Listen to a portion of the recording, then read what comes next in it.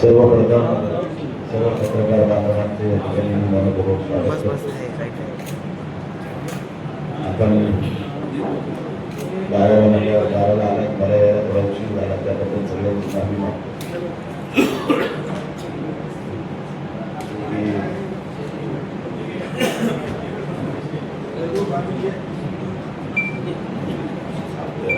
अशा खबर झालं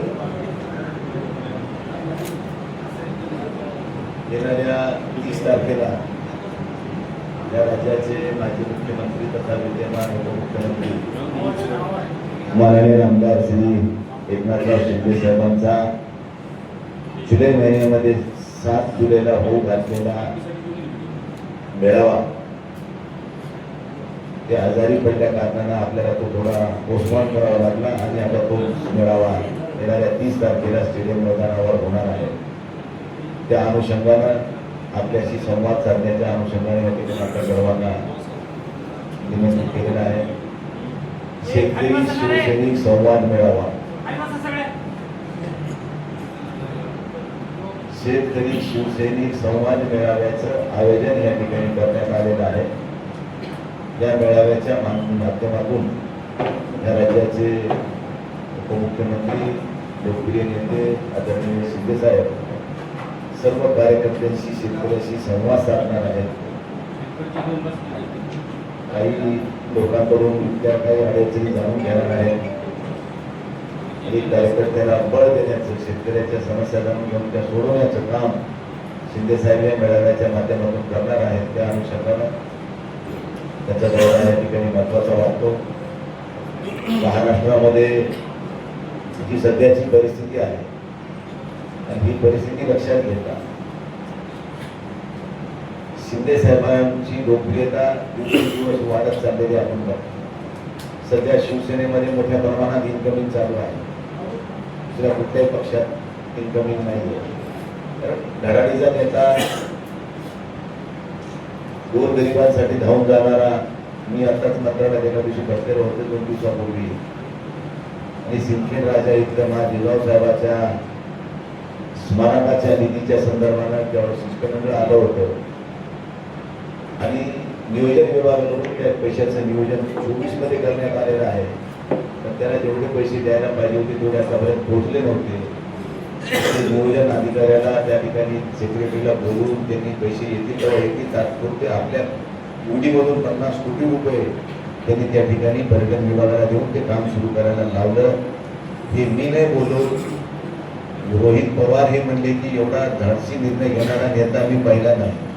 म्हणजे एवढं असं उत्तुंग व्यक्तिमत्व की समाजाच्या हिताचं काम असेल तर स्वतःला झोपून देऊन काम करणारा माणूस म्हणून माननीय एकनाथराव शिंदे साहेबांची ओळख त्या राज्यामध्ये निश्चितच त्यांनी तयार केलेली आहे आणि अडीअडचणी सापडलेल्या कुठल्याही चांगल्या वाईट प्रसंगाला धावून जाणारा नेता ते एकनाथ शिंदे आहे आणि म्हणून असा नेता आज आपल्याला लाभलाय. निश्चित या परभणी शहराच्या सर्वांगीण विकासासाठी या जिल्ह्यातल्या विविध विकासात्मक कामासाठी त्यांची आपल्याला गरज आहे.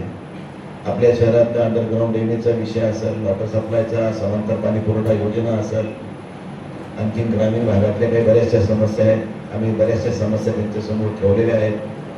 काही समस्या आम्हाला त्यांच्यासमोर ठेवायच्या आहेत. आपलं जे मागच्या वेळेस परभणीमधलं कृषी विद्यापीठामध्ये होऊ घातलेलं बहुउद्देशीय क्रीडा संकुलाचा विषय असेल, आमची विस्तारित MIDC जी आम्हाला तिकडे बाबळगाव जांभूळ उजळा मेळा न्यायची होती, तिथल्या शेतकऱ्यांनी विरोध केल्यामुळे ती थांबलेली आहे. तिच्यात काय मार्ग निघते कारण ही MIDC तर आपली निवासी आहे, तिला काही बोलून उपयोग नाही. त्यामुळे एक चांगली MIDC या ठिकाणी निर्माण झाली, ते चांगले उद्योग आले, आमच्या शहरातल्या व्यापाऱ्याला उद्योगाला चालना मिळेल आणि एक चांगलं काम करण्याची संधी परभणीकरांना मिळेल या उद्देशाने आम्ही सगळ्या गोष्टीशी साधक बाधक चर्चा करून त्यांना या ठिकाणी निमंत्रित केले.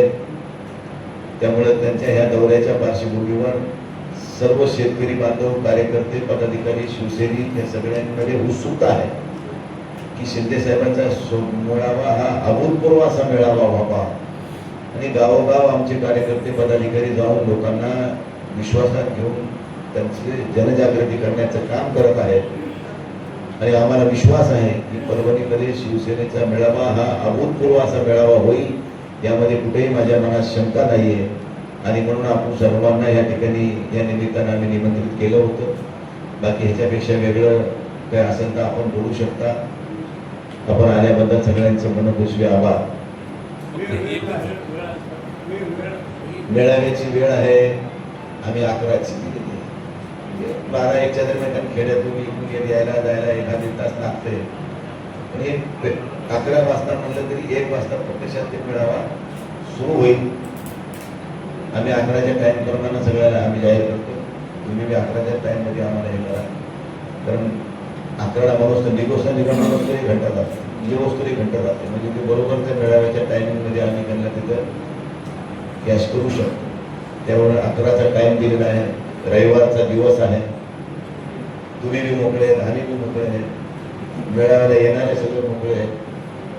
त्यामुळे निश्चित आपण सुद्धा काही विकासात्मक आपल्या शहराच्या दृष्टिकोनातून किंवा जिल्ह्याच्या दृष्टिकोनातून आपण सुद्धा त्यांच्याशी थोडा संवाद साधावा आणि काही त्यांना तुम्ही त्या ठिकाणी मागण्याचं साकडं घालावं असं मला वाटते. आम्ही तर म्हणणारच आहे, पण सगळ्यांकडून जर रेटा झाला तर मला वाटते की जरा त्याला वेगळं महत्व प्राप्त होईल. हा माझा ठेवू ना, प्रेस कॉन्फरन्स ही ठेवतो, तिथंच ठेवू ना. तिथे एक मागून एक ही बनवा, बनवा. तर एक ही परभणी शहर आहे, माझं शहर आहे, हे जिल्हा माझा आहे, मी परभणी जिल्ह्याचा आहे, परभणी जिल्हा माझा आहे, ही भावना उदासी बाळगून आपण सगळेजण मिळून आपल्या पदरात काय पाडून घेता येईल ते आपण त्या ठिकाणी प्रयत्न करू. आपण शिंदे साहेबांना बोलवलंय, आता त्यांच्यासोबत कोण कोण येतील ते ठरवतील. आपण कशाला काय करायचं. त्या दिवशी एकच कार्यक्रम तेच आहे का व्यापाराची संवाद ते ठेवलेला होता? नाही, आता आम्ही त्यांनी आपल्याला टाइम दिला आहे. आता आम्ही व्यापाऱ्याशी संवाद साधणार आहे. एक व्यापाऱ्याची बैठक घेऊ. तर तिचा टायमिंग कसा सेटअप करायचा ते आमचे जे मग वेळापत्रक व्हायचं राहिलं ते येणार आहे 1ला. मग त्या अनुषंगाने रविवार असल्यामुळे आपल्याला व्यापाऱ्याची बैठक घेता येईल. कारण व्यापाऱ्याच्याही काही समस्या आहेत त्याही होतील, शेतकऱ्यांच्या, शिवसैनिकांच्या, इतर सगळ्यांच्या. काय काय होते प्रोग्रामात यायचं फायनल व्हायचा राहिला तर 30 तारीख ठरलेली आहे. दुपारी 1 वाजता ती येणार आहेत. त्या अनुषंगाने मेळावा होईल. मेळाव्यानंतर व्यापाऱ्याची बैठक घ्यायची असेल तर वेगळी घेता येईल, प्रेस कॉन्फरन्स करता येईल. आणखी जेवणाचा कार्यक्रम माझ्या घरी विजिट देतील का नाही देतील आता ते आम्ही आणखी फायनल केलेलं नाही. त्यामुळं तुम्हाला आताच काही बोलून उपयोग नाही.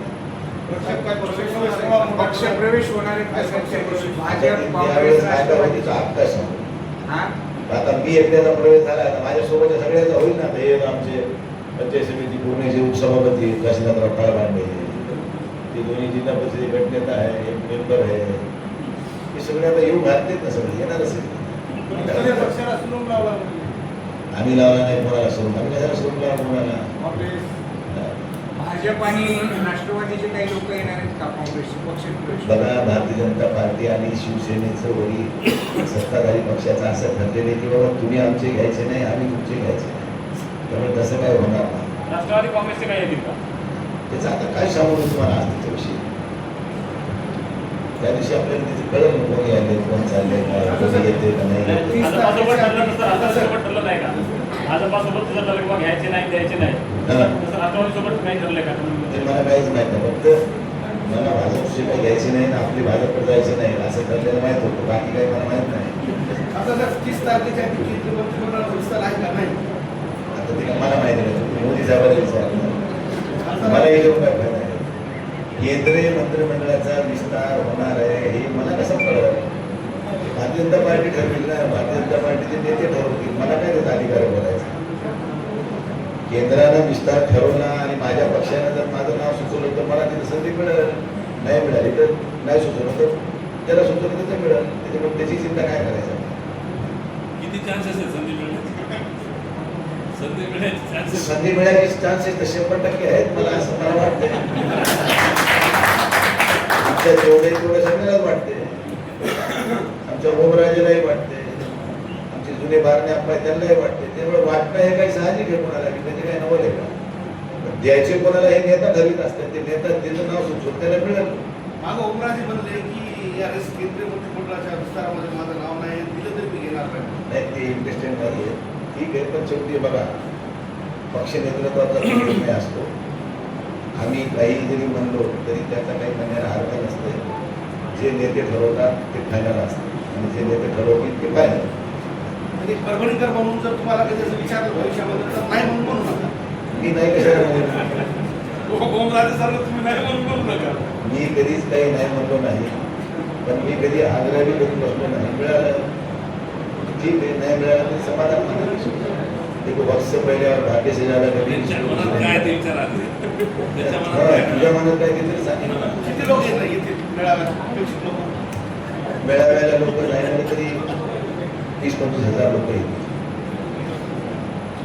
स्टेडियमचे सर सगळे गेट ओपन करावे लागतील. गेट ओपन करू, आपले वॉटरप्रूफ म्हणतात तिथे लावतोय. चांगल्या प्रकारचा कार्यक्रम होईल अपेक्षित असा. त्यामुळे कुठलीही अडचण काही भासायचं कारण नाही. पार्किंग व्यवस्था कशी आहे? पार्किंग व्यवस्था आता पार्किंग व्यवस्था, आता पोलीस प्रशासनासोबत बैठक होईल. त्यानंतर मग विष्णूजींचा परिसर असेल, प्रशासकीय रविवार असल्यामुळे प्रशासकीय इमारतीचा परिसर असेल, उड्डाणपुलाचा परिसर असेल, ज्ञानोपासन कॉलेजचं ग्राउंड असेल, जे जे पार्किंगला जे ज्या सोयीसोयीचे ठिकाण असतील त्या ठिकाणी पार्किंग करूनच त्या ठिकाणी येते. रहदारीला अडचण होईल म्हणायची गरज नाही. रविवार असल्यामुळे ते मोकळे आहे. स्टेशन रोडला आपण पूर्ण गाड्या रोडला उभा करू शकतो मस्त रस्ता सोडून. दोन्ही बाजू दुकानं बंद असतील तर काय अडचण नाही. खासदार साहेब, आपल्याला पण घरी नोटीस आली का? जसं ते आपल्या देशमुखांना आली. आता ते पार्टी बघायला नाही, की पार्टीमध्ये काही लावलेले लॉयर लावलेले आहेत, तर कोर्टाचं मॅटर बघायला ते पण ते आपल्याला नाही, 6 खासदारांना उद्धव ठाकरेच्या शिवसेनेने घरपोच अरे नोटीस दिली. देणार ना, दिले असेल आपल्याला दिली. आले असेल ना, काय नको नोटीस द्यायला आली म्हणजे मला आलीच असणार ना. नाही, त्यांनी जाहीर केलं बोललं. न्यायालयामध्ये प्रकरण चालू आहे. जेव्हा आम्ही हे निर्णय घेतला त्या आधी ह्या सगळ्या गोष्टीला फेस करायचं हे आम्ही ठरवून केले ना. ते वेगळं नाही आहे का त्याच्या. आता सर कोर्टामध्ये 100% आलेले आहे सुनवाई अपात्र असण्याची आणि चिन्हाची. काय वाटतं तुम्हाला?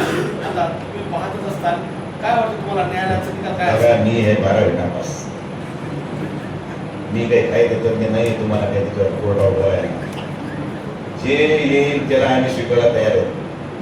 पुढचं सर, मनपाच्या कर्मचाऱ्यांचा संप चालू आहे सध्या. परभणी दुर्गंधी चालू आहे. आपण आता शहराच्या सुधारण्यासाठी बोलला. मनपाच्या जीएसटीचा विषय आहे, वाढीव जीएसटीचा. त्या संदर्भानं या राज्याचे माननीय मुख्यमंत्री देवेंद्र फडणवीस साहेबांनी मागच्याच आठवड्यामध्ये एक बैठक घेऊन त्याला उद्याच्या कॅबिनेटमध्ये विषय ठेवण्याचे आदेश दिले. उद्या मंगळवारी जी कॅबिनेट होईल त्या कॅबिनेटमध्ये वाढीव जीएसटीचा विषय मार्गी लागेल आणि नगरपालिका प्रशासन महापालिका प्रशासनामधल्या एकच महापालिका नाही आपली, अशा जवळजवळ 6-7 महापालिका आहे, त्या सगळ्यांचा विषय आहे आणि तो निश्चित त्या दिवशी मार्गी लागेल. पगारीसाठी वाढीव अनुदान जे मागत आहे तेच विषय झाला. त्या विषयावरून मुख्यमंत्र्यांनी जो आदेश दिले त्याच्या संदर्भात उद्याच्या कॅबिनेटमध्ये तो प्रस्ताव येईल. तुमचं काही समाधान होत नाही महाराज चालूच असते. डिफेंडरचा विषय चालू. आता त्या कापडेला काय हे आहे, आता मी होतो मुंबईत आणि माझा काल संभाजीनगरला कार्यक्रम होता त्या ब्राईड नॅशनचा हयातला. मला यायचं होतं, राज्यपाल आम्ही सगळेजण होतो. तर मी येताना ती मित्राची गाडी होती, श्याम गंभीरे नावाचा माझा मित्र आहे, त्याची गाडी आहे. ती गाडी आजची नाही, 2 महिन्यापूर्वी घेतलेली गाडी. मी आज काल येताना घेऊन आलो. तर लगेच मी आले, उद्या एखादी दुसरी गाडी आली ना, तुम्ही मला ही गाडी आणली. ती गाडी कोणाची आहे, कोणाच्या नावानं आहे, काय आहे, ती तिथे तर म्हणता का नाही का माझ्या नावानं. काय इथं काय झाले, आम्ही काय केलं की कोणाला खपत नाही, काय केलं की त्याने केलं सुरूच. अरे दुसऱ्याने 10 घेते त्याला कोणी विचारली नाही, पण आमचं देश देखोत ना काही लोकांना, त्याला मी काय बघा माझेच काही चूक आहे. हो, त्या दिवशी विमान घेतलं म्हणून विमानं नाही गेलो आम्ही तिथे, प्रायव्हेट जेट ना आलो. हो, प्रायव्हेट जेटने फिरला. गरीब की बीवी सबकी नारी. असं झालंय की काही लोकांना देवपणा झाले तर नाही लागले पण आम्ही ठीक आहे चालत का म्हणजे बेड नाहीतच म्हणजे आम्हाला बेड नाहीतच म्हणजे आम्हाला एकदा देव मोठा बॉक्स दिवाळीला खरं दिवाळीला गाडी घेऊ आपण बारी. त्यावेळेस तुम्ही मंत्री झाले राहता साहेब. कोणाचं कोण बघितले बघा शेवटी मी कधी कोणतं मिळावं या अपेक्षेने काही गोष्टी आयुष्यात केल्या नाही. मी काही एखाद्या प्रस्थापित करण्यातून राजकारणाला उदयाला आलेलो नाही. तुमच्या सगळ्यांच्या सहकार्यानं मला हे सगळी संधी मिळाली. मी सोनं जरी नसतं कमवलं पण सोन्यासारखी माणसं कमवली ती मोठी श्रीमंती नाही. त्यामुळे बाकी सगळ्या गोष्टी या गौण आहेत. मी परवा काम करत असताना आता माझी 5वी टर्म आहे. मी उद्या एखादं काही गोष्ट केली नाही तर लोकांना एवढं वाहन वाटायची काही गरजच नाही ना. पण हे सामान्य लोकांचं पोटात दुखणं नाही. हे काही जे 12 महिने आमच्यावर जळणारे लोक आहेत त्याला काही केलं तर आमचं देव होत नाही. जे लोक फक्त त्या व्हॉट्सअप फेसबुकवर गर्दा करतात आणि ठीक आहे असे निंदकाचे घर असावे शेजारी. त्यामुळे अशी लोक असल्याशिवाय माणूस चर्चेत असला पाहिजे. मग चांगल्या प्रकरणानं असो नको वाटणार. त्यामुळे चर्चेत आहेत आपण नाव निघायचं ना रोज आपलं ठीक आहे. तुला धन्यवाद मानले पाहिजे त्याच्यावर. एकनाथ शिंदेचा दौरा लावला दुसरीकडं शिवसेनेच्या संपर्क प्रमुखांनी बैठक लावली. ठीक आहे त्याचा पक्षाचा विषय आपल्या आपल्या पक्षाचा विषय त्याला त्याला काय करण्यात येत असतं त्याच्याबद्दल काय आपल्या मनात काय असलं पण मेळावाच होईल. तुम्हाला माहिती मी जेव्हा एखादी गोष्ट पुढाकार घेऊन करतो त्यावेळेस मी कुठलेही कॉम्प्रोमाइज करीत नाही. त्यांना मेळावे घ्यायचे होते तेव्हा तर त्यांनी घ्यायचे स्टेडियममध्ये मिळणार कसं घेतलं अक्षतामध्ये मिळाले. त्या नेत्याला म्हणावं लागलं अरे मोठ्या कुठेतरी स्टेडियममध्ये बैठक मेळावा घ्यायला म्हणून तिच्या जेवढी धमक होती ते घ्यायचं नाही का स्टेडियम भरवायचं नाही का. आम्ही घेतलंय का नाही स्टेडियम मध्ये घेतलंय आता मी आहे. उत्तर देऊ त्या दिवशी सगळ्या गोष्टीची चिंता करू नका. चला बाकी संपलं समजू. आनंदराव बरेच मध्ये जास्त प्रश्न विचारू नका. सर्वप्रथम आपल्या सर्वांचं या पत्रकार परिषदेमध्ये स्वागत करतो आणि